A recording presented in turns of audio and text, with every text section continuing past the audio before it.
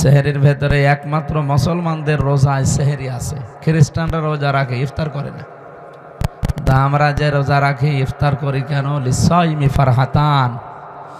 নবীজি বলেন রোজাদারের জন্য দুইটা খুশির সময় আছে, ফারহাতুন ইনদা ফিতরিহি ওয়া ফারহাতুন ইনদা লিকাই রাব্বিহি। একটা যখন ইফতারি করে আর একটা যখন আল্লাহর সাথে সাক্ষাৎ হবে। এই জন্য অন্য জাতির সাথে আমাদের রোজার কোনো মিল নেই।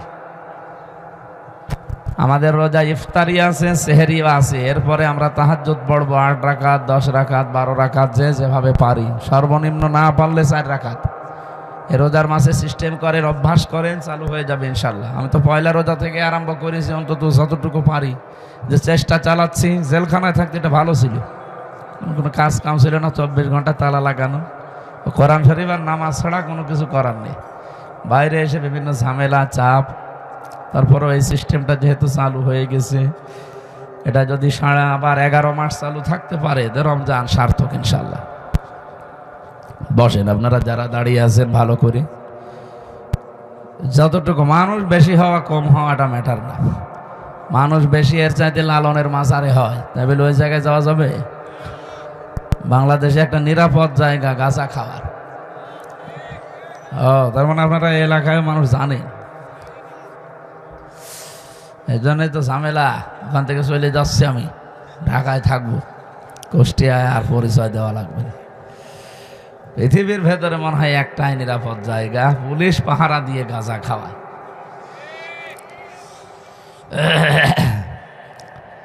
আলহামদুলিল্লাহি রাব্বিল আলামিন ওয়াল আকিবাতু লিল মুত্তাকিন ওয়াসসালাতু ওয়াসসালামু আলা রাসূলিহিল আমিন ওয়া আলা আলিহি ওয়া সাহবিহি ওয়া আতবাইহি আজমাইন। জবান খুলে পড়েন আউযু বিল্লাহি মিনাশ শাইতানির রাজিম।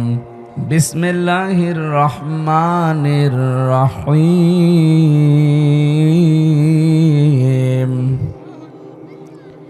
ইয়া আইয়ুহাল্লাযীনা আমানু কুতিবা আলাইকুমুস সিয়াম কামা কুতিবা আলাল্লাযীনা মিন ক্বাবলিকুম লাআল্লাকুম তাত্তাকুন।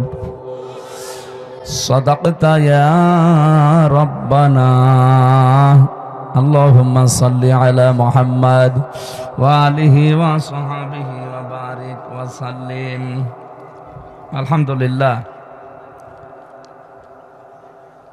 বাংলাদেশের ঐতিহ্যবাহী জেলা রাজশাহী বাগমারা থানার অন্তর্গত দেওপাড়া বিল মাললি গ্রাম অঞ্চলের নাম দেখে বোঝা যাচ্ছে একেবারে গ্রাম অঞ্চল। যুব সমাজের উদ্যোগে তৃতীয় বাৎসরিক মহাবিশ্বের মহাবিশ্বয় আমাদের মালিকের মুখের পবিত্র বাণী কোরআন কারীম তাফসীরুল কোরআন মাহফিলের স্বনামধন্য সভাপতি জনাব আলহাজ ডাক্তার আব্দুল বারী MBBS, পরিচালক ভবানীগঞ্জ ক্লিনিক, আপনাদের এলাকার কৃতি সন্তান, দামাত বারকাতুহুমুল আলিয়া। সহ সভাপতি মাওলানা বাবুল হোসাইন,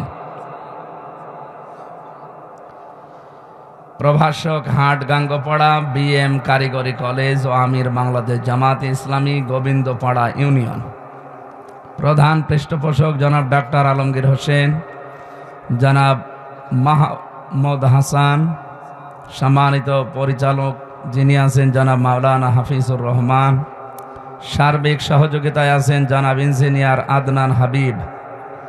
মাহফিলের প্রধান অতিথি সাবেক উপজেলা চেয়ারম্যান ও আহ্বায়ক বাগমারা উপজেলা বিএনপির জনাব DM জিয়াউর রহমান জিয়া ভাই, প্রধান উপদেষ্টা জনাব ডাক্তার জাহিদ দেওয়ান শামীম, চেয়ারম্যান দেওয়ান ফাউন্ডেশন, আন্তর্জাতিক বিষয়ক সম্পাদক জিয়া পরিষদ কেন্দ্রীয় কমিটি জনাব ইঞ্জিনিয়ার মোহাম্মদ লাল চান পরামানিক, বিশেষ অতিথি, ওরে বাবা যত মানুষের নাম দেখছি। আমরা মন থেকে সবার জন্য দোয়া করছি, ওরা ফানা লাকা যিকরাক, যার যে মর্যাদা আল্লাহ যেন তাকে ওটা দেয়। কি কথা বুঝতেছেন? আন্দাজে তো সম্মান দিলে হচ্ছে না, সম্মান দিতে হবে আল্লাহকে। আলিল্লাহিল ইজ্জাতু ওয়া লিরাসূলিহি ওয়া লিল মুমিনিনা ওয়ালাকিন্নাল মুনাফিকিনা লা ইয়ালামুন। হে নবী, পৃথিবীতে সম্মান আমি রেখেছি আমি আল্লাহর জন্যে, রাসূলের জন্যে, আর যারা ঈমানদার তাদের জন্য। কিন্তু মুনাফিক যারা, এরা এটা জানে না। ওরা মনে করে সম্মান মনে হয় জোর করার ভেতরে। এই জন্যে দেখেন না, এই 15.5 বছর অনেকে জোর করে সম্মান পেতে চেয়েছিল, এত অপমান আল্লাহ করেছে, ও সম্মান বেরিয়ে গেছে। এর চাইতে আর অপমান আল্লাহ কি করবে? ওয়ালাহুম আযাবুম মুহিন, তাদের জন্য অপমানজনক শাস্তি আল্লাহ যে রেডি করে রেখেছিল সেটা আমরা অলরেডি দেখলাম। শুধু বাংলাদেশ না, এখন তামাম দুনিয়ায় 257টা রাষ্ট্র আছে। কয়টা? পৃথিবীর এই 257টা রাষ্ট্রে কম বেশি শাসক আছে। আমরা একটা জরিপ পেয়েছি, এই 257টা দেশের ভেতরে 1 নম্বরে নিকৃষ্ট মানুষের তালিকায় হাসিনার নাম, 2 নম্বরে বাশার আল আসাদের নাম, সিরিয়ার ওইটা, 3 নম্বরে নেতানিয়াহু ইসরায়েলের ওইটা, 4 নম্বরে আশরাফ ঘানি, ওটা পালিয়েছে যেটা। আমার মনে হয় যেগুলোর নাম দেখলাম এসবগুলোর ভেতরে পালানো লোক বেশি। হাসিনা পালিয়েছে, আশরাফ ঘানি পালিয়েছে, আসাদ পালিয়েছে, নেতানিয়াহু এখনো পালায়নি, ও শয়তানও পালাবে। যদি দেশ থেকে না পালায় পৃথিবী থেকে পালাবে ইনশাআল্লাহ। এই কথা বলেন না কেন? গাজায় যে অবস্থা করেছে, ফিলিস্তিনে যে অবস্থা করছে, বলেন এই মানুষগুলোকে আমির হামজা, এ হাফিজুর রহমান, এ মাওলানার নাম কি, হ্যাঁ, ইব্রাহিমের ছেলে, তারা যে শিশুগুলোকে মেরে ফেলছে, আমার শরীরের ভেতরে রক্ত আমার বাবা রিয়াজউদ্দিনের, আর রিয়াজউদ্দিনের শরীরে রক্ত জাহান আলী সর্দারের। এই শেষ, যারা কেউ আগে পরে কিছুই নেই। অথচ ফিলিস্তিনে, গাজা, এ সমস্ত ছেলে মেয়েদের শরীরে রক্ত সুলাইমান আলাইহিস সালামের, দাউদ আলাইহিস সালামের, মুসা আলাইহিস সালামের। আপনি টের পাচ্ছেন কি বলছি? গোলাপের পাপড়ির মতো এই ছোট্ট ছোট্ট বাচ্চাগুলোকে দুনিয়া থেকে বিদায় করে দিচ্ছে এই শয়তানগুলো। আবার মানবতার কথা বলে এরা। এই জন্য যারা বানিয়েছে এগুলো তো এমনি বানায়নি, অনেক কিছু চিন্তা ভাবনা করে কার দ্বারা মানবতার ক্ষতি বেশি হয় এগুলো দেখে তারপরে তালিকা বানিয়েছে। আমার আফসোস ছিল না তালিকা আরো 14টা বানাক, কিন্তু 1 নম্বরে নাম আমাদের হাজী সাহেবের আসবে।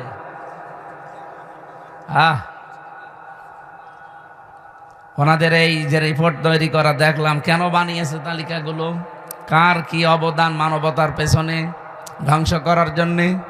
হাসিনার জন্য যেটা দিয়েছে সেটা হচ্ছে আয়না ঘর। উনি আয়না ঘর বানিয়েছে, পৃথিবীর ইতিহাস পাল্টিয়ে দিয়েছে। হ্যাঁ, জাহেলি যুগে তারা কষ্ট দিয়েছে, কিন্তু এইরকম কষ্ট আজ পর্যন্ত পৃথিবীতে কেউ কাউকে দেয় যারা তালিকা বানাচ্ছে তারা আজও পায়নি। একটা মানুষ 8 বছর 10 বছর, এদিকে 3 হাত এদিকে 1.5 হাত, এতটুকু একটা ঘর, সামনে আবার একটা টয়লেট বসানো, কোনো জ্বালানা নেই, দরজা নেই, দেওয়াল নেই। ওই যে বসে আছে ওর সামনে আপনাকে টয়লেট করা লাগবে। এখানে যারা জেল খেটেছে জিজ্ঞাসা করেন, জেলখানায়ও টয়লেট আছে, কিন্তু মানে বেশি উঁচা না, দেওয়ালগুলো এই 1-1.5 হাত 2 হাত হবে। আপনি বসলে দেখা যায় না, দাঁড়ালে দেখা যায়। এইরকম সিস্টেম থাকলে কি টয়লেটই হয়? তাও তো 1-1.5 হাত 2 হাত আছে, আর ওগুলোই কিছুই নেই। আমি নিজেও তো ছিলাম ওখানে মাটির নিচে, আমিও 10 দিন ছিলাম রিমান্ডে, যে কয়দিন ছিলাম আমি দেখেছি ওখানে কিচ্ছু নেই, ও দেওয়ালও নেই, দরজাও নেই, পুরাটা ফাঁকা। আপনি কি করবেন বসে টয়লেটে? সব ওরা দাঁড়িয়ে দাঁড়িয়ে দেখে। মানবতার সাথে এই যে মহা কৌতুক,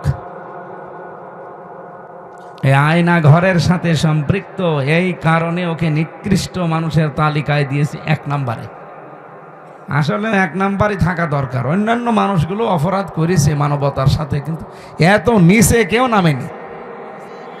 8টা বছর 10টা বছর তার স্ত্রী জানে না যে সে মরে আছে না বেঁচে গেছে। যদি আপনি ধরে মেরে ফেলে বলতেন যে আমি ব্যারিস্টার আরমানকে মেরে ফেলেছি, তাহলে তার বউটা বিয়ে করতে পারতো না। হ্যাঁ, কথা বলেন না কেন? আপনার নিজের মেয়ে হোক তো, আপনার জামাই ওইভাবে 8 বছর 2 বছর 10 বছর নিরুদ্দেশ হয়ে যাক, গুম হয়ে থাক, আপনি দেখেন তো আপনার মেয়ে ঠিকই থাকতে পারে কিনা। 14 জায়গায় বিয়ের জন্য বিভিন্ন জায়গায় খোঁজ লাগাবে যে কবে দেবে না। মানুষের ভেতরে আল্লাহ চাহিদা দিয়েছে, যৌবন দিয়েছে। ব্যারিস্টার আরমানের স্ত্রীর ভেতরে ছিল না? হ্যাঁ, কথা বলে না কেন? এখনো পর্যন্ত অনেকে জালেমের সাফাই গাইছে। হ্যাঁ, কি হয়েছে যে বউর পালিয়ে চলে যাওয়া লাগলো? তোমার সাথে তো হয়নি। তোমার বাবারে যদি ওইভাবে 8 বছর 10 বছর আটক করে রাখতো আর না বলতো, তুমি তখন টের পেতে যে কি হয়েছে। একটা মানুষকে নিয়ে যে নিরুদ্দেশ করে রেখে দেয়, জানে না কেউ। আমি বলেছি ভাই মেরে ফেল। এটা আমার ভার্সিটির 2 জন ছেলেকে, শাহ ওলিউল্লাহ আর মোকাদ্দাস ভাই, 2 জনকে নিয়ে গেছে, আজ প্রায় 9 বছর হয়ে গেল। কি অপরাধ তাদের? তারা তো ছাত্র। আপনার 9টা বছর তার মা বাবার কাছে যাওয়া যায় না। আমি একজনের বাবার কাছে গিয়েছিলাম, হাঁ মাও করে কেঁদে জড়িয়ে ধরে। তারাও এক বাপের এক ছেলে। এই গুম, এই শব্দটা যে কত নিকৃষ্ট আর কত ভয়ঙ্কর! এটা মানুষ বেঁচে আছে আশায় আশায়, তাও স্ত্রী সময় পায় করতে পারে। আমরা দেখছি এখন বিডিআররা 16 বছর পরে কেউ বের হচ্ছে, তার স্ত্রী মাত্র 14 দিনের সংসার এখনো টিকে আছে। সেই মহিলা এই 14 দিনের সংসার করে টিকে আছে, সন্তানাদিত হয়নি। 16 বছর পার হয়ে গেছে, ও আশায় আছে যে না, আমার হাফিজ আবার আসবে। আপনি নিজেকে ওই জায়গায় দাঁড় করিয়ে বলেন বাস্তবতা কত কঠিন। আমার ম্যাডামকেও তো আমার থেকে 3টা বছর আলাদা করে রেখে দিল। আমার 2টা মেয়ে ছিল, তারাও 3 বছর আলাদাই। পুরা 3 বছর আমি মাত্র একবার দেখেছি তাদের। তাও তো তারা জানতো যে বাইসি আছে, অন্তত হাসিনা পড়ে গেলে হয়তো বের হবে। কিন্তু ব্যারিস্টার আরমানের দিকে তাকান, তার স্ত্রী যুবতী একজন মেয়ে, বিয়েও করতে পারে নাই। স্বামীর আশায় আশায় কাটিয়ে দিয়েছে প্রায় 8 বছর। এই কারণে এই চিন্তা গবেষণা করে ওনারা রিপোর্ট পেশ করেছে যে পৃথিবীতে 1 নাম্বার খারাপ মানুষ, নিকৃষ্ট মানুষ এই মহিলা। আল্লাহ যেন এরকম কিছু সামনে আমাদের আর না দেয়। যাই হোক, বাংলাদেশ অন্তত আয়না ঘর কেউ যেন বানাতে না পারে।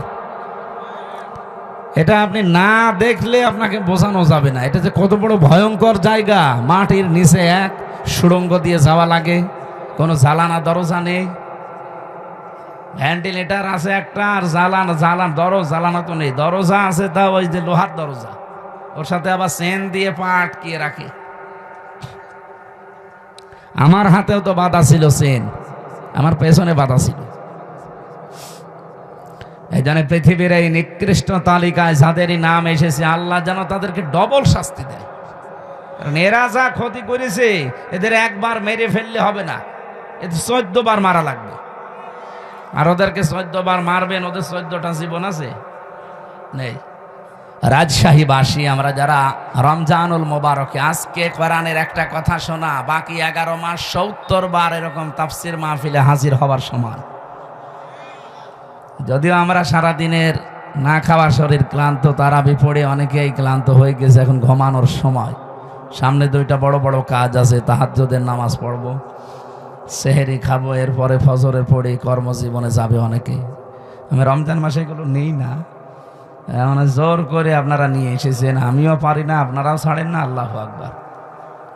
যতটুকু পারছি আমরা চেষ্টা চালাবো। কোরআনের যে আয়াত পড়েছি, ওই আয়াত থেকেই শিক্ষামূলক কিছু কথা নিয়ে আমরা বাড়ি যেতে চাই। মাহফিলের জন্য বললাম, ভালো হোক আর খারাপ হোক, মানুষ বেশি হওয়া কম হওয়া এটা কোনো ব্যাপার না। বাংলাদেশে বহু ন্যাংটার দরবারে যেয়ে দেখেন কত লক্ষ লক্ষ মানুষ। তাহলে ওটা কি ভালো কাজ? বলেন বলেন। যারা বলে যে ন্যাংটা বাবা, আপনার কি বিবেক কি মরিয়ে গেছে? ন্যাংটা একজন মানুষ, ও তো শরীয়তের বিধানই মানে না। একটা পুরুষের সতর হচ্ছে নাভি থেকে হাঁটু পর্যন্ত ঢেকে রাখা লাগবে। বিনা কারণে যদি এগুলোতে কাপড় না দেয় কেউ, তার কবিরা গুনাহ হবে। এক কথা বলেন না কেন? আর একজন মেয়ে লোকের সতর মুখমণ্ডল, হাতের কবজি আর পায়ের পাতা বাদ দিয়ে পুরা শরীর ঢেকে রাখা লাগবে। কেউ যদি এই তিনটা জায়গা বাকি রেখে অন্য কোনো জায়গায়ও কাপড় না দেয়, আর মাথায় কাপড় দেয়নি, স্বামী বাদে পৃথিবীর অন্য কেউ দেখলো, আপনার কবিরা গুনাহ হবে। তাহলে মেয়েদের সতর কতটুকু? হানাফি মাযহাব অনুযায়ী মুখমণ্ডল, হাতের কবজি আর পায়ের পাতা বাদ দিয়ে পুরা শরীর ঢেকে রাখা লাগবে। পুরুষের সতর যদি নাভি থেকে হাঁটু পর্যন্ত ঢেকে রাখে, তাহলে তার ফরজ আদায় হয়ে যাবে। বাকি শরীরে কাপড় চোপড় না থাকলেও অসুবিধা নেই, তারপরও খালি গায়ে থাকা ঠিক না জনসম্মুখে। আমি কথা বোঝাতে পেরেছি? মেয়েরা যারা আশপাশে বিভিন্ন জায়গায় এসেছেন, সম্মানিত মা বোনেরা, পোশাক এটা কিন্তু গুরুত্বপূর্ণ একটা পাঠ। আল্লাহ রাব্বুল আলামিন কোরআনে কারিমে পোশাকের ব্যাপারে তিনি কথা দিয়েছেন, লেবাসুত তাকওয়া দিয়েছেন। যেন মেয়েদের লেবাস পোশাক যেটা তাকওয়ার, ওইটা হচ্ছে সালোয়ার কামিজ। আপনারা যারা স্বামী আছেন, বড় ভাই আছেন, বাবা আছেন, যারা বানিয়ে দেন, সালোয়ার কামিজ বানিয়ে দিলে এটা সর্বোত্তম পোশাক। আপনি মদিনার মিউজিয়ামে যেয়ে দেখবেন, ওখানে এখনো হযরতে ফাতেমাতুজ জোহরার একটা পোশাক আছে। ওইটা কিনা আমি জানি না, কিন্তু একটা সিস্টেম আছে টাঙানো, এই হাত পর্যন্ত হাতা, পা পর্যন্ত লম্বা। মেয়েরা যারা এসেছেন, আপনার স্বামীকে, আপনার বাবাকে বলবেন যে সালোয়ার কামিজ বানিয়ে দিন। সে যে বয়সেরই হোক, অসুবিধা নেই। এ 10 বছর হলেই কি আর 70-80 বছর হলেই কি, কোনো অসুবিধা নেই। শাড়ি পরে পর্দা আদায় হয় না, নামাজও হয় না। কারণ মাথায় শাড়ি দিয়ে যদি কেউ নামাজ পড়তে যায়, আর একবার যদি পড়ে যায় কাপড়, সেজদা দিতে গিয়ে চুল বেরিয়ে যায়, আপনার ফরজ নামাজ শেষ। আমি কথা বোঝাতে পারলাম? সুতরাং এমন পোশাক পরা লাগবে যেন নামাজের সময়ও কাজে লাগে, বাইরে হঠাৎ কোনো পরপুরুষের সামনে পড়ে গেলেও যেন পর্দার মতো ফরজ বিধান লঙ্ঘন না হয়।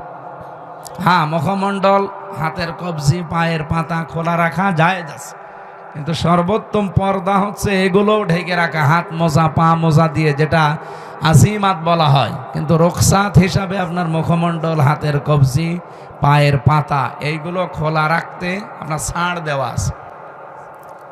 এজন্য আশা করছে আমরা এখন থেকে সামনে মেয়েদেরকে, মাদেরকে, বোনদেরকে এরকম পোশাক বানিয়ে দেব। মারা, বোনরা, বউরাও আপনারা স্বামীকে এটা বলবেন যে আমার হাত পর্যন্ত হাতা দিয়ে বানিয়ে দেন, পা পর্যন্ত লম্বা, নিচে ছায়া থাকবে বা পায়জামা থাকবে, ভেতরে ব্লাউজ গায়ে দেওয়া লাগবে, ওপরে একটা ওড়না দেবেন, এমন সেলাই করে নেবেন দরকার হয় দর্জি দিয়ে, যেটা শুধু মাথাটা আর মুখটা এতটুকু বেরিয়ে থাকবে, মুখটা পুরাটা ঢেকে যাবে। এমন সিস্টেম পাওয়া যাচ্ছে এখন। পর্দার এই যে পোশাকটা, এটা কি আল্লাহ খেলা করার জন্য দিয়েছে? কত বড় গুরুত্বপূর্ণ জানেন? আর যে হাজারো জায়গায় জেনা হয়, পরকীয়া প্রেমে মানুষ লিপ্ত হয়, শুধুমাত্র এই পোশাক আশাক ঠিক না থাকার কারণে। গ্রাম অঞ্চলে হয়তো এসব নেই, হ্যাঁ, শরীর চলে না। এই যে ভাবির সাথে যারা পর্দা রক্ষা করে চলতে পারেন না, শালীর সাথে যারা পর্দা রক্ষা করে চলতে পারেন না, এখানে একটা কারণ আছে। মনে হচ্ছে নিজের লোক, এর আর কি, বলে দোলা ভাই আমার বড় ভাইয়ের মতো। কয়েকদিন পরে দেখা যাচ্ছে দোলা ভাইয়ের সাথে আল্লাহ রাস্তা চলে গেছে। এই জন্যে নবীজি বলেন, একজন পুরুষের জন্য 2 জন মহিলা পৃথিবীতে সব চাইতে ভয়ঙ্কর। একজন হচ্ছে তার শালী, 2 নাম্বার তার ভাবি। আল্লাহ এই 2টা থেকে আমাদের ঈমান বাঁচানো খুব দরকার। যেহেতু এখানে কিছু মনে করি না তো আমরা, কখন যে আমাদের ঈমান চলে যায় আমরা টেরও পাই না। এই 2 জায়গায় পর্দা রক্ষা করা নফল না ফরজ? বলেন বলেন। আমি বেঁচে গেছি যে আমি এক বাপের এক ছেলে, আমার কোনো ভাবি নেই, আর আমি যারে বিয়ে করেছি আমার কোনো শালীও নেই। আলহামদুলিল্লাহ। যাক, দুটো জিনিস থেকে আল্লাহ আমারে বাঁচিয়েছে। একজন মহিলার জন্য দুইজন পুরুষ মানুষ সবচাইতে ভয়ঙ্কর এবং ঈমান কেড়ে নেওয়ার মতো। একটা হচ্ছে তার দোলা ভাই, আর একটা হচ্ছে দেবর। দেখ, আমারে আল্লাহ এদিক থেকেও বাঁচিয়েছে। আমি কারো দেবরও না, দোলা ভাইও না। আমার তো নেই ম্যাডামই, আমার দোলা ভাই বলবে কে? ওই চাচা তো, মামা তো, খালা তো যারা আছে, ও চাচার সাথে কোনোদিন দেখাও হয় না, ও দোলা ভাই বলেও না। কয়েকটা শালা আছে, তারা দোলা ভাই বললো আমার অসুবিধা নেই। এই জন্য এই দুইটা জায়গা যেহেতু ভয়ঙ্কর, পুরুষের জন্য আমরা খুব খেয়াল করে থাকবেন। নবীজি বলেন এই দুইটা চারটা, দেবর, দোলা ভাই, শালি, ভাবি, একে অন্যের জন্য মৃত্যু। কি বলেন তো? মরণ দেখলে মানুষ যেভাবে ভয় করে চলি, এদের দেখলে ইমানের খাতির এরকম ভয় করে চলা লাগবে। আল্লাহ আমাকে সহ প্রত্যেককে এটার উপরে আমল করার তৌফিক দেন, বলেন আমিন। রমজানুল মোবারকে যেহেতু এক রাত, আমরা আজকে 1 ঘন্টা জেগে থাকবো। 11 মাসে 70 ঘন্টা জেগে রাখার সওয়াব আল্লাহ দান করবে। এই যে এই সওয়াবটা কেন? রমজানুল মোবারক এটা কিন্তু 1500 বছর আগেও ছিল। তখন এরকম 70টা সওয়াব হয়তো? বলেন, হয়তো না। পৃথিবীতে এক একটা জিনিসের দাম বাড়ার পেছনে একটা জিনিস দায়ী থাকে বা কাজ করে। কাবা শরীফ আছে, এই জন্য মক্কার দাম বেশি। কি কথা বলেন না কেন? কাবা শরীফ যদি বাংলাদেশে হয়তো, বাংলাদেশেরও দাম বেড়ে যেত। মদিনায় নবীজির রওজা আছে, এ কারণে মদিনার দাম আল্লাহ বাড়িয়ে দিয়েছেন। এখানে যারা হজ করেছে বা করবেন, আমরা জানি মদিনায় কিন্তু যাওয়া লাগে না হজে। মানে হজে যাওয়ার জন্য মদিনায় যাওয়া শর্তও না। যে কয়টা কাজ আছে হজের, সব মক্কায় শেষ। বুঝতেছেন? মদিনায় যাওয়া লাগে না। এরপরও পৃথিবীর যত মানুষ আছে যায়, আমি তো দেখেছি কোন মানুষ মদিনা না ঘুরে আসে না। আমি 16 সালে গিয়েছিলাম, আমি দেখেছি মানুষ অন্তত 40 ওয়াক্ত নামাজ, তার মানে 8 দিন, 50টা, এই 8টা দিন মদিনার মসজিদে, নবীর এই মসজিদে যেভাবেই হোক কাটায়। একটাই কারণ হচ্ছে সেখানে আমাদের নবী, যার সার্টিফিকেট ছাড়া, যার সিগনেচার ছাড়া কেউ জান্নাতে যাবেন না, সেই লোকটা ঘুমিয়ে আছে।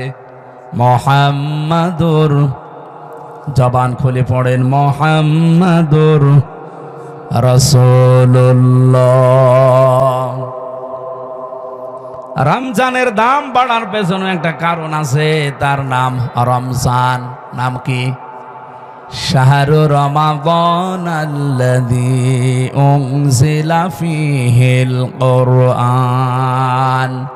আল্লাহ বলেন এই সেই রমজান মাস, যে মাসে কোরআন নাজিল করেছি। তার মানে আয়াত থেকে প্রমাণ হয় রমজান কিন্তু এর আগেও ছিল। রমজান মাসের দামটা বাড়ার পেছনে যে কারণে, যে বললাম, আজকের মাহফিলে যারা এসেছেন, 11 মাস 70টা মাহফিল শুনে যে সওয়াব পেয়েছেন, আজকে তাই পাবেন খালি রমজানের কারণে। কারণ রমজানে আল্লাহ কোরআন নাজিল করেছেন। রমজানের দাম বাড়ার পেছনে কারণ কি বুঝলাম? কোরআন। বলেন বলেন, আরো জোরে বলেন। স্বামীর দাম কিসের জন্যে? স্ত্রীর কারণে। কি আপনার মনে হচ্ছে না? স্ত্রীর দাম কিসের কারণে? এই পৃথিবীতে যে সমস্ত মহিলাদের স্বামী আছে, ওরা কোরআন শরীফ খুঁজে দেখবেন, তাদের নাম কিন্তু আল্লাহ কোরআনে দেয়নি। কি কথা বুঝতেছেন? আসিয়ার নাম আল্লাহ কোরআনে দেয়নি, কারণ কি? তার স্বামী ছিল, স্বামী ভালো হোক আর খারাপ হোক। হযরতে খাদিজাতুল কুবরার নাম কোরআনে আল্লাহ দেয়নি, তার স্বামী ছিল। হযরতে আয়েশার নাম কোরআনে আল্লাহ দেয়নি, তার স্বামী ছিল। উম্মে জামিলের নাম কোরআনে আল্লাহ দেয়নি, তার স্বামী ছিল। কিন্তু যে সমস্ত মহিলাদের স্বামী নেই, ওই মহিলাদের নাম আপনি দেখবেন আল্লাহ কোরআনে উল্লেখ করেই দিয়েছেন। হযরতে মারিয়াম স্বামী ছিল, বলেন বলেন, তার নাম আল্লাহ কোরআনে শুধু দেয়নি তা না, পুরো একটা সূরা দিয়ে দিয়েছেন। রাব্বুল আলামিন বলেন, হযরতে মরিয়মের নাম একবার দুইবার না, কতবার কোরআনে উচ্চারণ আছে। কারণ পৃথিবীতে সবচাইতে গুরুত্বপূর্ণ একটা মেয়ে লোকের জীবনে যেটা স্বামী, সেটাই তার ছিল না। মা বোনেরা বিভিন্ন জায়গায় যারা বসে আছেন, স্বামী যাদের নেই তারা কিন্তু টের পাচ্ছেন যে কি জিনিস হারিয়েছি। আর আমরা তো এই সমাজে দেখতে পাই যাদের স্বামী নেই, কত মানুষ তাদের দিকে বিভিন্ন নজরে তাকায়। তারা যে কত অসহায়, কত রকমের উলটপালট কথা শোনা লাগে এই সমাজে। রাস্তা দিয়ে হেঁটে গেলেও একটা মানুষ আশেপাশে মন্তব্য করে যে ওই যে যাচ্ছে, ওর বাংলায় বললাম না আমি, বলে না। এই জন্য স্বামী যাদের আছে কদর করবেন, সম্মান করবেন। বিশ্ব নবী জানিয়েছেন, কোন স্ত্রী যদি অবস্থায় মারা যেতে পারে যে তার স্বামী তার উপরে রাজি ছিল, আল্লাহ পাক পেছনে কিছুই দেখবেন না, তারে মাফ করে দেবেন। আরো জোরে বলেন সুবহানাল্লাহ। মেয়ে লোকের দেখি না এইসব নেই, ও আর গল্প করে মানুষের কাছে যে এলাকায় সবাই আমারে ভালো বলে, শুধু খোকার বাপ আমারে দেখতে পারে না। তোর এলাকায় সবাই ভালো বলার দরকার কি?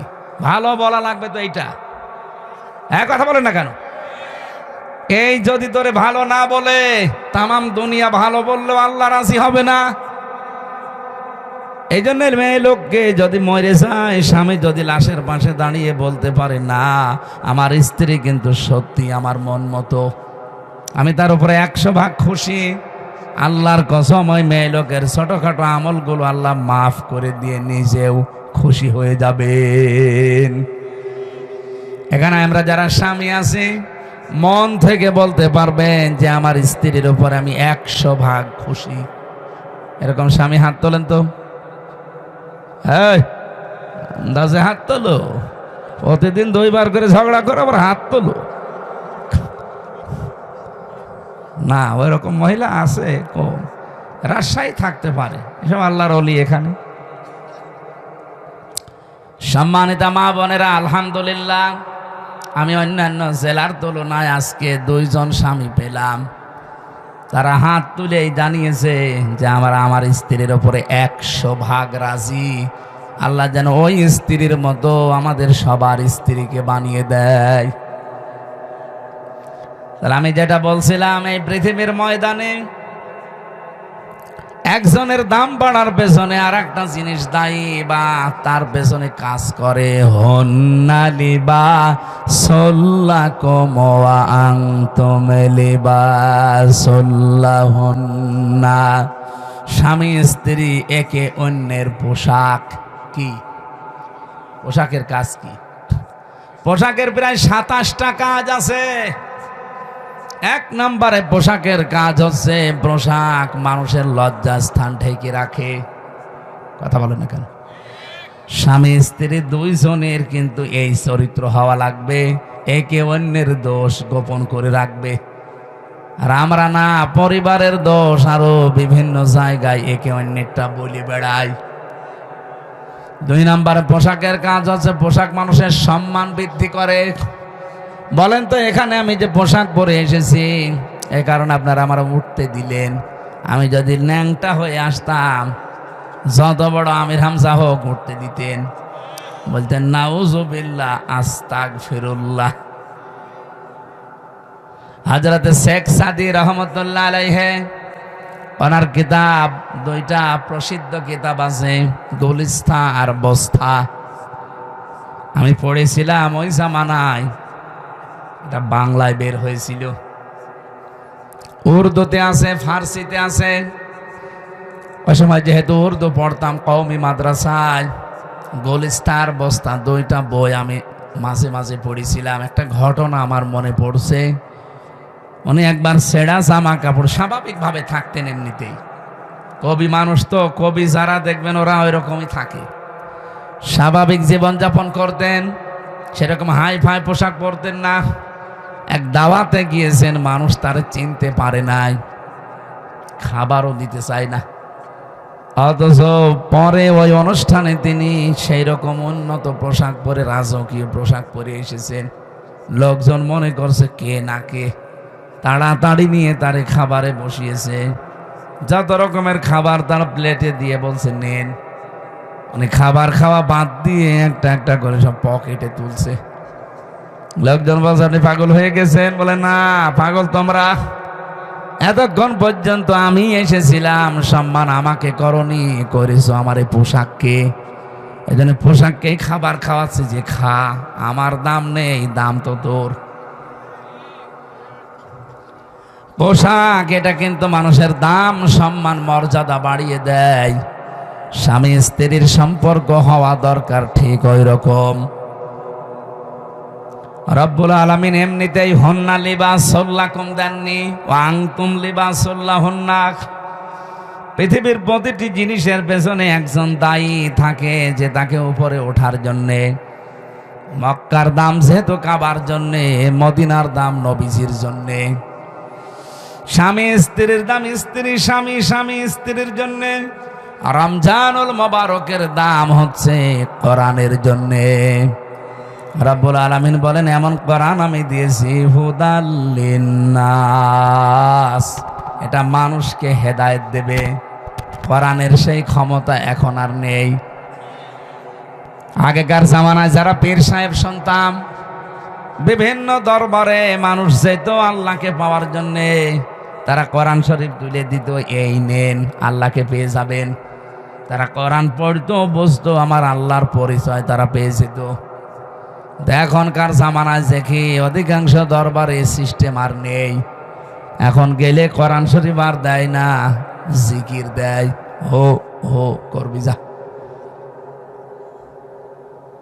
আপনি ব্রাহ্মণবাড়িয়া, চট্টগ্রাম, বিশেষ করে কুমিল্লা, এই লাইনগুলোতে আপনি যেয়ে দেখবেন যত দরবার আছে, অধিকাংশ দরবারে গেলে কোরআন শরীফ দেয় না।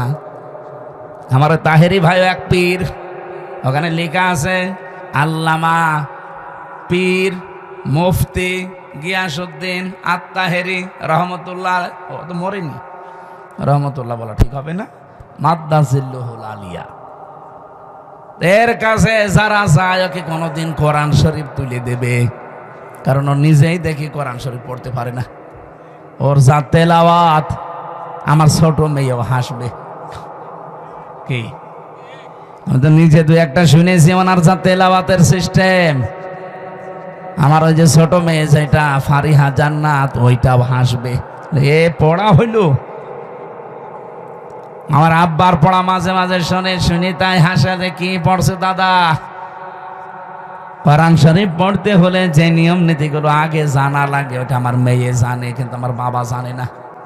বাবা এই 64-65 বছর বয়সে এখন আবার নতুন করে আলিফ বা তা সা শিখতেছে। উনি আপনাদের মতো গ্রাম্য মানুষ, কৃষক, এতদিন হয়তো পড়েনি বা সে সময় দেয়নি।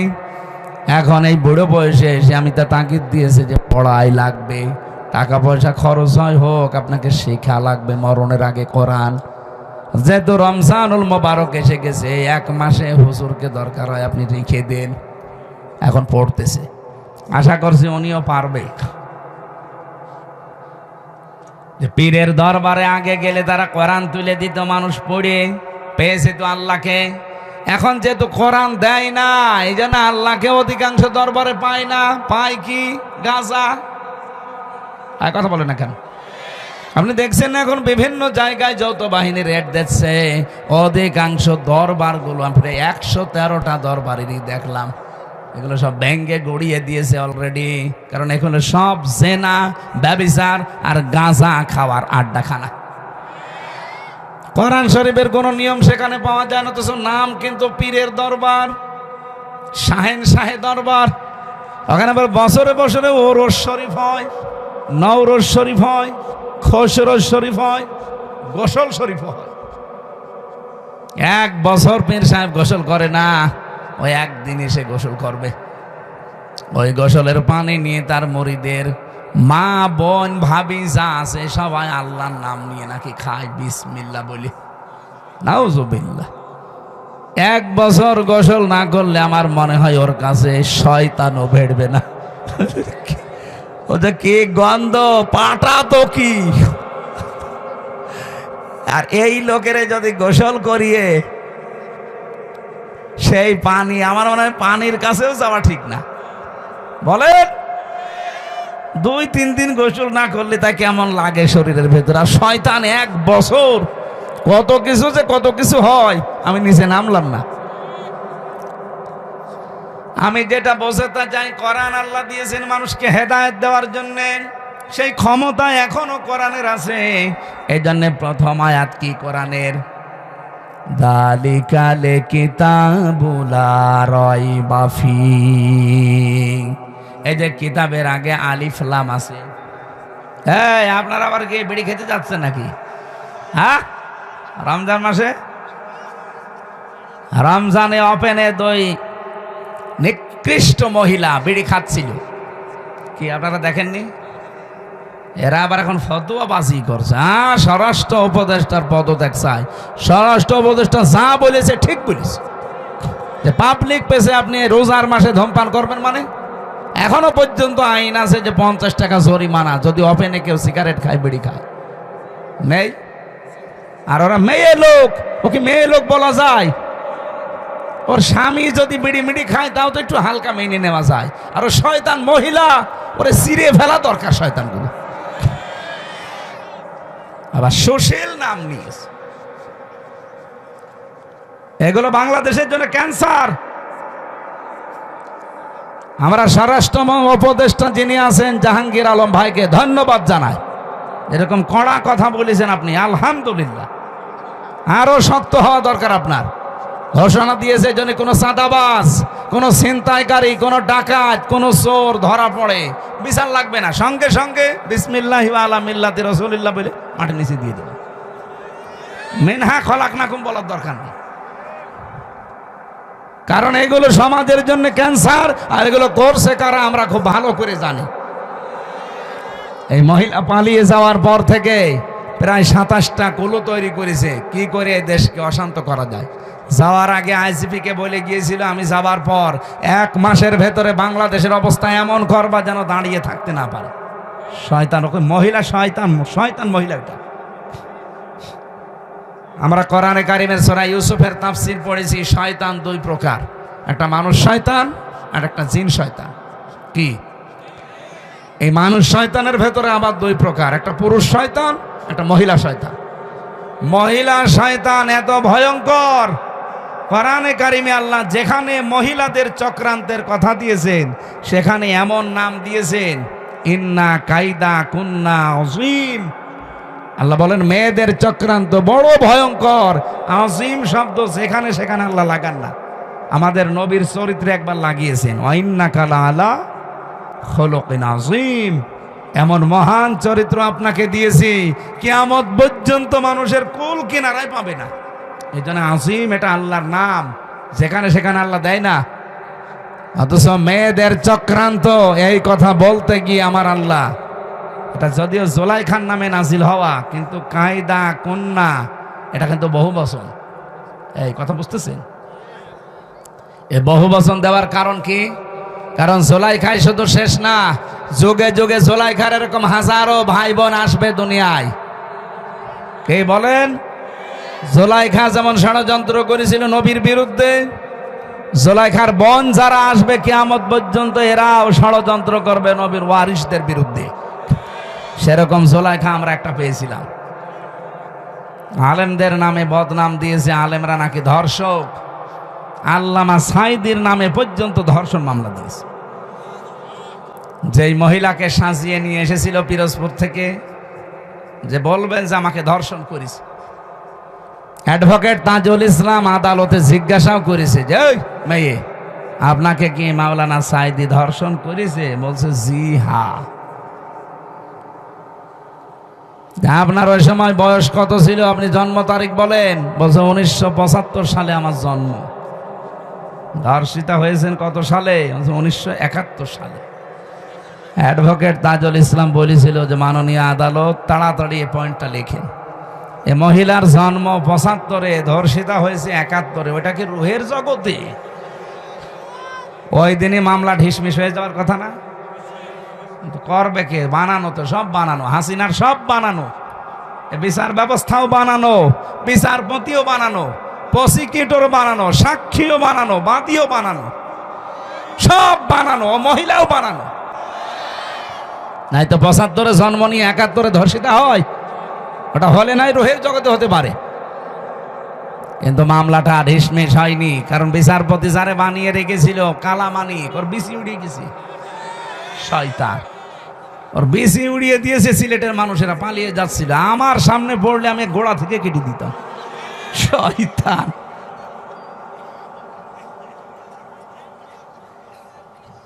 সেদিন আমার গাজীপুরে মাহফিল ছিল, আমি সেই রুমে ছিলাম, ফাঁসির কন্ডেম ছেলে, ওর পাশের রুমে আমি ছিলাম ১৬ নম্বরে, ১৫ নম্বরে, ওনাকে এখন ১৬ নম্বরে আছে। কারারক্ষী আমারে বলছে, হুজুর ওই শয়তান আমার আন্ডারে আছে। আমি বললাম খাবার খুব কম করে দিবে। বলছে ওর বিসি উড়িয়ে গেছে। যাক, ও বিসি দিয়ে কি করবে? ওর বিসির কোনো কাজ আছে?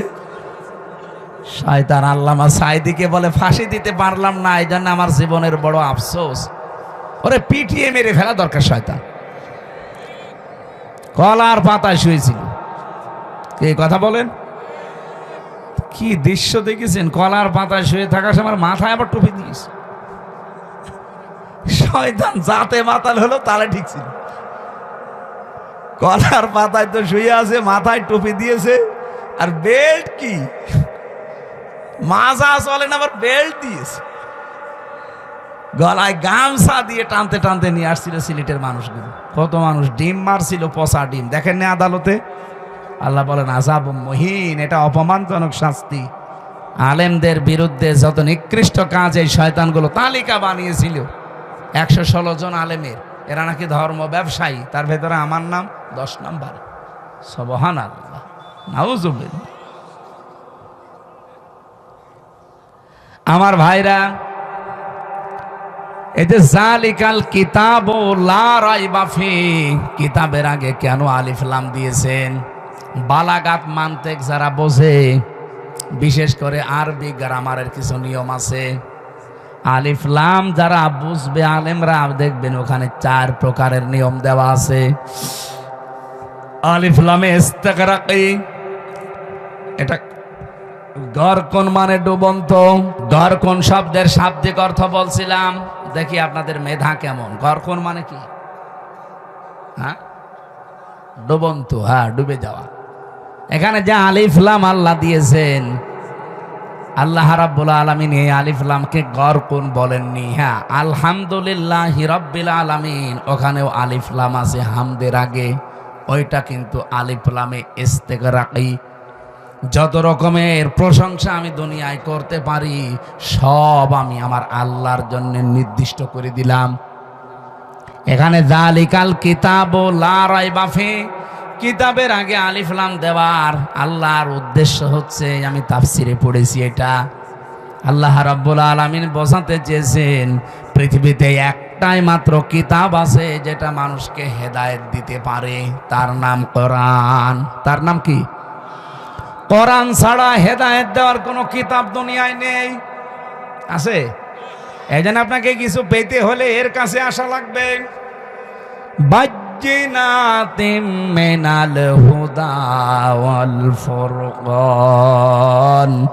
রব্বুল আলামিন বলেন কোরআনে কারীম এমন স্পষ্ট দলিল আর প্রমাণ দিয়েছি যে মানুষ এখান থেকে পথ নির্দেশিকা পাবে। অল ফুরকান, হক আর বাতিল পার্থক্যকারী একটা কিতাব। ও রাজশাহীবাসী, আপনি যদি এই রমজানে কোরআন পেলেন, রোজা রাখলেন, বাকি সামনের জীবনে যদি হক আর বাতিল পার্থক্য করে জীবন কাটাতে না পারেন, আপনার কাছে রমজান আসা না আসা সমান। আমি আশা করছি কথা বোঝাতে পেরেছি। এটাই আসল কথা আজকের। আল ফুরকান, সত্য মিথ্যা পার্থক্য করে বাকি জীবন চালানো লাগবে। আর কতদিন এভাবে না বোঝার ভান করে থাকবেন? রমজানও পাচ্ছেন প্রতি বছরে বছরে, কোরআনও আছে আপনার কাছে। হক আর বাতিল কোনটার সামনে এটা দেখে যদি জীবন চালাতে না পারেন, আপনার জীবন ব্যর্থ। আজকে থেকে সিদ্ধান্ত নিয়ে যাওয়া লাগবে কোরআন আমি বুঝতে চেষ্টা চালাবো, শিক্ষা চেষ্টা চালাবো, এমন ভাবে বুঝবো শিখবো যেন হক আর বাতিল সামনে কোনটা আমি পার্থক্য করে নিতে পারি। বলেন সুবহানাল্লাহ। আমার তেলাওয়াতকৃত আয়াত ছিল সূরা বাকারার 183 নাম্বার আয়াত। ইমানদারকে আল্লাহ ডাক দিয়ে জানিয়েছেন, ইয়া আইয়ুহাল্লাযীনা আমানু কুতিবা আলাইকুমুস সিয়াম। ইমানদারের আমি তোমাদের উপরে রোজা লিখে দিলাম, কামা কুতিবা আলাল্লাযীনা মিন ক্বাবলিকুম, তোমাদের পূর্বে যত জাতি পাঠিয়েছি, যত নবী, প্রত্যেকের উপরে রোজা কিন্তু ফরজ ছিল। হ্যাঁ, তাদের সিস্টেম আলাদা ছিল, তাদের মাস আলাদা ছিল। হযরতে মুসা নবী রোজা রাখতেন যেদিন তিনি পার হয়েছিলেন ফেরাউনের কবল থেকে ওই দরিয়া, ওটা মুহররমের 10 তারিখে তিনি রোজা রাখতেন। হযরত ইব্রাহিম আলাইহিস সালাম রোজা রাখতেন, যিনি আগুন থেকে মুক্ত হয়েছিলেন মুহররমের 10 তারিখে। হযরত নূহ আলাইহিস সালাম রোজা রাখতেন যেই দিন তিনি যদি পাহাড়ে তার নৌকা, তার কিস্তি ভিড়াতে পেরেছিলেন মুহররমের 10 তারিখে। অন্যান্য যত নবীর জীবনী পড়েছি, কোন নবীকে আল্লাহ রোজা দিতে বাদ দেননি, প্রত্যেককে রোজা দিয়েছেন। হ্যাঁ, হয়তো তাদের বছরে 1 দিন 2 দিন 3 দিন এরকম ছিল, আমাদেরকে আমার আল্লাহ রোজা দিয়েছেন বছরে 1 2 3 3 দিন না, 1 মাস। কতদিন?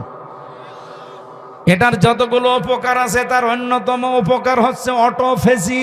জাপানের একজন বিজ্ঞানী, স্বাস্থ্য বিজ্ঞানী, উনি নোবেল পেয়েছেন 2017 সালে। এই তথ্যটা দিয়েছেন ইউশোনারি ওসামি।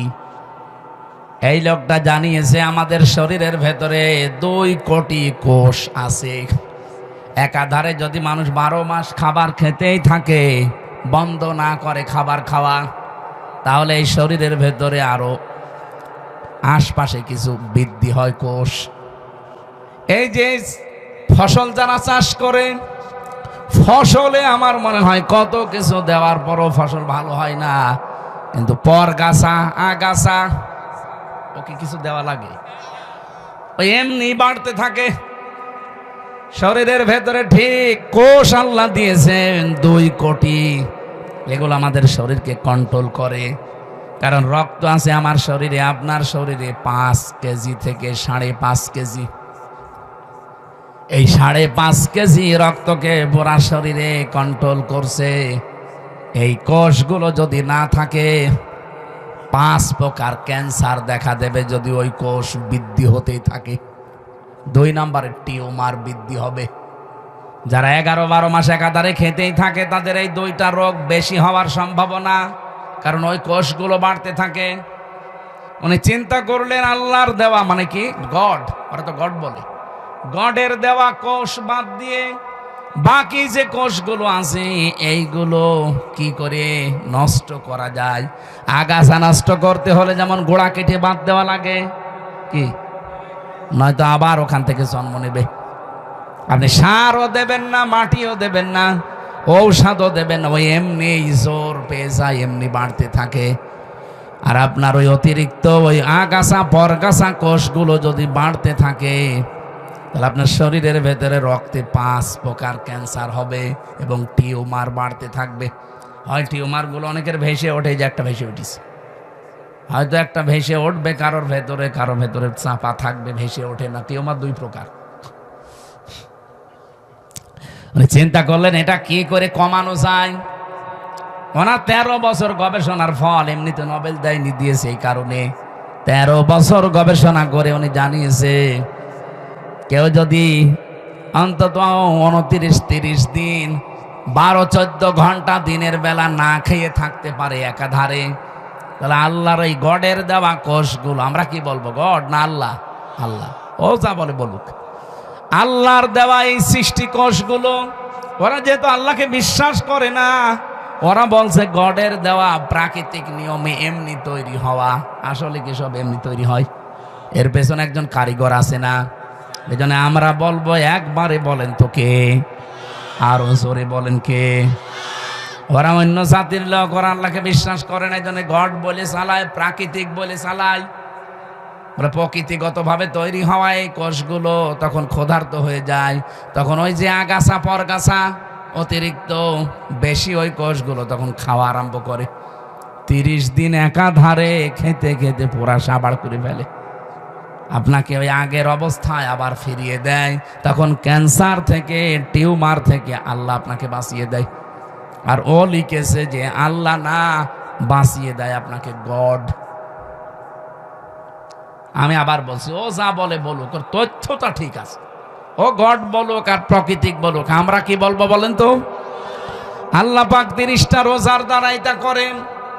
চিন্তা করলে এটা পাওয়া যাবে কোথায়? এই তথ্যটা পৃথিবীর কোন ধর্মগ্রন্থে আছে কিনা দেখি তো। 4,500 ধর্মগ্রন্থ আছে দুনিয়ায়। কত? 4,500। উল্লেখযোগ্য সেগুলো নিয়েছে। এই পৃথিবীতে সবচাইতে বেশি মানুষ বাস করে খ্রিস্টান ধর্মে। কোন ধর্মে? ওই যে ওরা বাইবেল পড়ে, দেখেন না, ত্রিপিটক পড়ে। এই পৃথিবীতে 2 নম্বরে বেশি মানুষ বাস করে ইসলাম ধর্মে। ওরা আছে 250 কোটি আর আমরা আছি 200 কোটি। যেভাবে মুসলমান আরম্ভ হয়েছে সারা বিশ্বে, বিশেষ করে ইংল্যান্ডে, আমেরিকায়, মুসলমান যেভাবে বৃদ্ধি হওয়া আরম্ভ হয়েছে, আমাদের চরিত্র, আমাদের অ্যাক্টিভিটিস, আমাদের যদি কাজকর্ম আরো উন্নত হতো সাহাবীদের মতো, মুসলমান আরো বেড়ে যেত। আমরা বাটপারি করি, সিটারি করি, প্রতারণা করি, এই জন্য ওরা মনে করে মুসলমান ও ছাতা হওয়ার দরকার নেই। কিন্তু সাহাবীদের মতো যদি আমরা তাকওয়া অবলম্বন করতে পারতাম, চরিত্র বানাতে পারতাম, এই মানুষগুলো আমাদের দেখে দেখে মুসলমান আরো বেশি হয়ে যেত। 4,500 ধর্মীয় গ্রন্থগুলো একটা একটা করে মিলিয়েছে। কোন ধর্মীয় গ্রন্থ পাইনি যে এই তথ্যটা পাওয়া যাবে। শেষ পর্যন্ত মুসলমানদের ধর্মীয় গ্রন্থ কোরআনে কারীম। সূরা বাকারার আমি যে আয়াত পড়েছি, 183 নম্বর আয়াতের পরের আয়াত শেষের অংশে, সূরা 80 নম্বর আয়াত, ওয়া আনতাসুমু খায়রুল লাকুম ইন কুনতুম তা'লামুন। বলেন আল্লাহু আকবার। রব্বুল আলামিন বলেন, তোমরা যদি রোজা রাখো তোমাদের জন্য ভালো হবে, এটাই তোমাদের কল্যাণ হবে। কি কল্যাণ হবে? মানে এখানে 27টা পয়েন্ট দিয়েছেন যে রোজা রাখলে এই কল্যাণ হয়। তার 1 নম্বরে আপনার ওই অতিরিক্ত পরগাছা, আগাছা, ওই কোষগুলো আসল কোষ ধ্বংস করে ফেলবে। যুগে যুগে আল্লাহ বিধানটা এমনি দেয়নি, এই কারণেই দিয়েছেন। আমরা যদি রোজা রাখি, কত বড় মারাত্মক 2টা অসুখ থেকে আপনি বাঁচতে পারবেন, একটা ক্যান্সার আর একটা টিউমার। কি কথা বলেন না কেন? 2 নম্বরে রোজা রাখলে মানুষ সুস্থ থাকে। কঠোর পরিশ্রম যারা করে এরা আমার মনে হয় বাদ দিয়ে বাকি কারো রোজা ছাড়া ঠিক না। এমনিতে যারা দোকানে বসে আছেন, মাঠে ঘাটে কাজ, হ্যাঁ মাঠের কাজও কঠিন, কিন্তু তারপরেও যদি আপনি রোজা রাখতে পারেন, 1 মাস রোজা রাখার দ্বারা ওই অটোফেজির মাধ্যমে আপনার কোষগুলো ধ্বংস হবে এবং আপনাকে সুস্থ করার জন্য 11 মাস আপনাকে চালানোর জন্য রোজা কার্যকর ভূমিকা পালন করবে। রোজা এখন থেকে আর ছাড়া যাবে। কত মানুষ দোহাই দেয়, হুজুর আমার গ্যাস, আমি রাখতে পারি না, এটা একটা শয়তান। রোজা রাখলে তোর গ্যাস ভালো হবে। যারা বলে আমার ডায়াবেটিস, রোজা রাখলে সমস্যা, কে বলেছে আপনাকে? আপনার কি ডায়াবেটিস আমার চাইতে বেশি? জেলখানায় যে আমার ডায়াবেটিস 37 পর্যন্ত চলে গিয়েছিল। এই জন্য রোজা রেখে 3 দিনে আমি এখন দেখছি যে না, আমি আরো ভালো আছি, ডায়াবেটিস আমার কন্ট্রোলে হয়ে গেছে। এই জন্য রোজা রাখলে বিজ্ঞানও প্রমাণ করছে, কেউ যদি 12-14 ঘন্টা দিনের বেলায় না খেয়ে থাকতে পারে, তার ডায়াবেটিসও কন্ট্রোল হয়ে যায়। আল্লাহ কি এমন বিধান উনি দিয়েছে যেটা আমাদের শরীরের সাথে মানাবে না। না, এই জন্য উনি বুঝে শুনে দিয়েছেন এই বিধানটা, যেহেতু শুধু আমাদের উপরে না, আমাদের পূর্বে যত জাতি আল্লাহ পাঠিয়েছে সবার উপরে এইটা ছিল, আমাদের উপরেও ছিল, কিন্তু 1 মাস না 6 মাস। আল্লাহ পাক বলেন, আমার নবী যখন এসেছিল আমি তাকে 6 মাস রোজা দিয়েছি। উনি তো আনন্দে যে 6 মাস রোজা পেয়েছি। অন্যান্য উম্মতেরা মাত্র একটা পেয়েছিল বছরে, আর আমরা মুসা নবীর সাথে দেখা ষষ্ঠ আসমানে মেরাজ থেকে আসার সময় বলে না, আপনি ফিরে যান, আপনার উম্মতরা পারবে না, আপনার উম্মতেরা পারবে না। আমার উম্মত এত শক্তিশালী ছিল, তারা পাহাড় কেটে কেটে ঘর বানাতো, তারা 900 বছর 1000 বছর হায়াত পেত। আর আপনার উম্মত মাত্র 60-70 বছর বাঁচে, তাও লাস্টিং করে না। যত ভেজাল খাবার এখন আমাদের ভেতরে ঢুকতেছে, এই ভেজাল খাবার খেয়ে আমার মনে হয় 60-70 না 40 বছরে আমরা 80 বছরের মতো হয়ে যাচ্ছে। যেহেতু মনে চলে আসলো, যারা ভেজাল দিচ্ছেন খাদ্যে, ফরমালিন দেন, ঔষধ লাগান, এটার দ্বারা যাদের স্বাস্থ্যহানি হয়, বিভিন্ন অঙ্গ প্রত্যঙ্গ নষ্ট হয়ে যায় খাবার খেয়ে, কিয়ামতে আপনি খুনি আসামি হয়ে উঠবেন। কারণ এগুলো একটা মানুষ মারার একটা কারণ। হয়তো সরাসরি মারছেন না, অন্য লাইনে আপনি মেরে ফেলছেন মানুষ। কে কথা বলেন না কেন? যারা এই যে ফলের ব্যবসা করেন, ফলে কত কিছু দিয়ে তাজা করে রাখেন, তরকারির ব্যবসা করেন, তরকারিতে কত কিছু দিয়ে তাজা করে রাখেন, ওই তরকারি ওই ফল আপনার ছেলেকে আপনি খাওয়াবেন, আপনার মেয়েকে খাওয়াবেন? আপনি ওই সময় তো খাওয়াতে চান না। বাকিগুলোও তো যারা ক্রেতা, তারা তো আপনার ছেলে মেয়ের মতো মনে করা লাগবে। এই জন্য যে মানুষগুলো এই যে রমজান এসেছে, পণ্যের দাম বাড়িয়ে ক্রাইসিস তৈরি করেন, আপনার নামাজ রোজা তারাবি কিচ্ছু কবুল হচ্ছে না, সব মাঠে মারা যাচ্ছে। যদি কবুল হয় তাহলে সূরা আরাফের আয়াতগুলো মিথ্যা হয়ে যাবে। হযরতে সালেহ আলাইহিস সালাম, সালেহ না শুআয়ব আলাইহিস সালাম, তার জামানার মানুষদেরকে আল্লাহ ধ্বংসই করেছিলেন এই খাদ্যে ভেজাল দেওয়া আর ওজনে কম বেশি করার কারণে। বাংলাদেশে অনেক উম্মতের ভেতরে এটা এখন নেই, ওজনে কম বেশি। বলেন বলেন, কি যে আছে ওর হাতের ভেতরে, এরকম করে 1 কেজি 1.5 কেজি হয়ে যায়। আবার নামাজ পড়তে যায় 5 ওয়াক্তের জায়গায় 6 ওয়াক্ত মিলে পড়ে। না, আপনার নামাজ পড়তে কে বলেছে? আপনাকে নামাজ পড়ার অর্থই হচ্ছে আপনি ওজনে যেন কম বেশি না করেন, খাদ্যে যেন ভেজাল না দেন, জমিনের আইল যেন না ঠেলেন। সারা জমিন 1-1.5 বিঘা 2 বিঘা চাষ করছে, ভালো, আইলের কাছে গেলে ওর নাঙ্গলের মাথাও খারাপ, ওর মাথাও খারাপ, মানে এমন চিকন করে মনে হচ্ছে যে পুল সিরাত বানিয়ে ফেলেছে আইল।